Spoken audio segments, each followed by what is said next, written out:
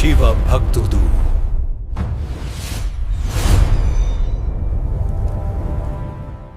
ఓం నమ శివాయ.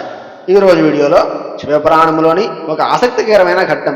హిమవంతుని వద్దకు నారదుడు వచ్చుట. హిమవంతుడు కుమార్తెగా పెరుగుతున్న పార్వతీదేవిని చూడటానికి నారద మహర్షి వస్తాడు. ఆయనకు ఘనస్వాగతం పలికిన హిమవంతుడు తన కుమార్తె జాతకం చెప్పమని కోరతాడు. అప్పుడు పార్వతీదేవి హస్తరేఖలు చూసిన నారదుడు ఈమెకు మహాదృష్టం ఉందంటూనే ఆమెకు కాబోయే భర్త గురించి కొన్ని విచిత్రమైన లక్షణాలు చెబుతాడు. ఓ హిమవంతుడా, నీ కూతురి పెళ్లాడేవాడు గుణవంతుడే, కానీ తల్లిదండ్రులు లేనివాడు, అనామకుడు, ఒంటి నిండా బూర్తి పూసుకునేవాడు, దిగంబరుడు, అమంగళ వేషధారి అని నారదుడు చెప్పిన మాటలు విని హిమవంతుడు మేనాదేవి ఎందుకు భయపడ్డారు? కానీ ఆ మాటల ఆంతర్యాన్ని గ్రహించి అది పరమేశ్వరుడే అని తెలుసుకొని పార్వతీదేవి మనస్సులో ఎందుకు సంతోషించింది? నారదుడు చెప్పిన ఆ లక్షణాలకు అసలు అర్థం ఏమిటి అనే విషయాలను ఈ వీడియోలో వివరించాను. తెలుసుకుందామా మరి?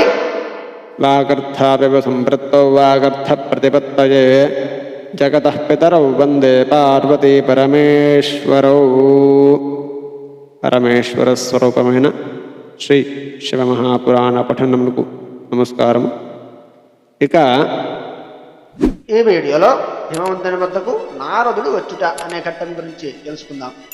ముల్లారా, శివలీలా విధుడు శివజ్ఞాని అయిన నారదుడు ఈశ్వర ప్రేరితుడై ఒకనాడు హిమవంతుని గృహానికి వెళ్ళాడు. నగధీపుడు యథావిధిగా అతిథి సత్కారాలు ఆచరించి తన కుమార్తెచే పాదపూజ కూడా చేయించాడు. ఆమె భవిష్యత్తును చెప్పమని కోరాడు హిమవంతుడు. ఆమె హస్తరేఖలను సాముద్రిక లక్షణాలను పరిశీలించిన నారదుడు ఇలా అన్నాడు. ఓ పర్వతరాజా, ఈ కుమార్తె సర్వశుభ లక్షణ లక్షతాంగి. ఈమె ఉభయ కులాలను అనగా పుట్టింటిని ఇటు మెట్టింటిని రెండింటిని యుద్ధించగలదు. నారీ లోకానికి ఆదర్శ ప్రాయురాలై శిరోమణి అయి పుణ్యస్త్రీలచే పూజలు కూడా అందుకోగలదు. కానీ ఈమె చేతిలో ఒక విలక్షణమైన రేఖ ఉన్నది. దాని ఫలితాన్ని విను.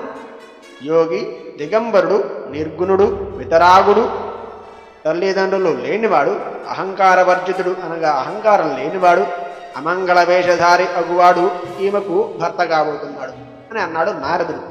నారదముని మాటలకు మేనా హిమవంతులు విచారగ్రస్తులయ్యారు.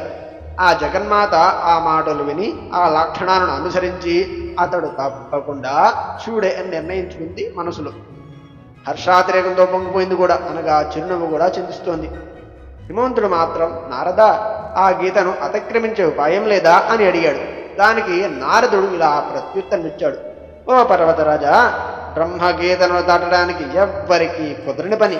నేను చెప్పిన లక్షణాలకు ముమ్మూర్తులుగా అనగా ఖచ్చితంగా సరిపోయేవాడు శంకరుడు ఒక్కడే. ఆ వేషం ఆయన లీల. మూర్ఖులకు దోషాలుగా తోచే ఆయన వేషభూషలు ఆయన విషయంలో అవి అలంకారాలుగా ఉంటాయి. కనుక నువ్వు వివేకశాలివై నీ కుమార్తెను శివునికిచ్చి వివాహం చేయడానికి సిద్ధముగా ఉండు. ఆయన తపస్సు చేత మాత్రమే ప్రసన్నుడవుతాడు. బ్రహ్మవ్రాతను నిలిచివేయగల సమర్థుడు ఆయన ఒక్కడే అని చెప్పాడు. కనుక ఓ గిరి సార్వభౌమ, నీ కుమార్తెను వెంటనే తపస్సుకు ప్రేరేపించు. తపస్సుచే ఈ పార్వతి పరమేశ్వరి ప్రతిగా పొందగలదు. ఆయన కూడా ఈమెను తప్ప అన్య స్త్రీని పాణిగ్రహణం చెయ్యడు. వీరిద్దరి ప్రేమతో సదృశ్యమైన ప్రేమ గతంలో లేదు, వర్తమానంలోనూ లేదు, భవిష్యత్తులో ఉండబోదు. ఈశ్వరుడు ఈ కన్యకు తన శరీరంలోని అర్ధభాగాన్ని ఇచ్చి అర్ధనాదీశ్వరుడు కూడా కాగలడు. వీరిద్దరి దాంపత్య ఫలితంగా అనేక దేవకార్యాలు నెరవేరవలసి ఉన్నది. ఈ కన్య గౌరీ అనే నామధేయంతో లోకాలలోనూ పూజలు అందుకుంటూ ఉంటుంది. బ్రహ్మ, విష్ణు, ఇంద్రాది సకల దేవగణాలు అన్నీ ఈమెను నిత్యం పూజిస్తూనే ఉంటారు. నారదుని హితోపదేశానికి సంతోషించి హిమవంతుడు తన సందేహాన్ని ఇలా వెళ్ళబుచ్చాడు. ఓ దేవర్షి, ఆ మహాదేవుడు సర్వసంగ పరిత్యాగి అని, ఆత్మనిగ్రహం కలవాడని, తపోనిరతుడని, దేవతలకు సైతం అగోచరుడు అనగా కనిపించడని విన్నాను. పరబ్రహ్మయందు లగ్నమైన మనస్సు గల ఆ శివుడు ధ్యాన మార్గం నుండి ఎలా చ్యుతుడవుతాడు అనగా ఎలా బయటకు వస్తాడు? వినాశనము లేనిది, హృదయంలో దీపశిఖలా ప్రకాశించేది, సదాశివనామధేయం కలది, ఏ వికారము లేనిది, జనన మరణాలు లేనిది, నిర్గుణము నిర్విశేషము, ఏ వాసనలు లేనిది అయిన పరబ్రహ్మను ఆయన స్వస్వరూపంగా చూస్తూ ఉంటాడు కదా. అసలు బాహ్య దృష్టి లేని ఆయన ఈ వివాహానికి ఎలా సుముఖుడవుతాడు?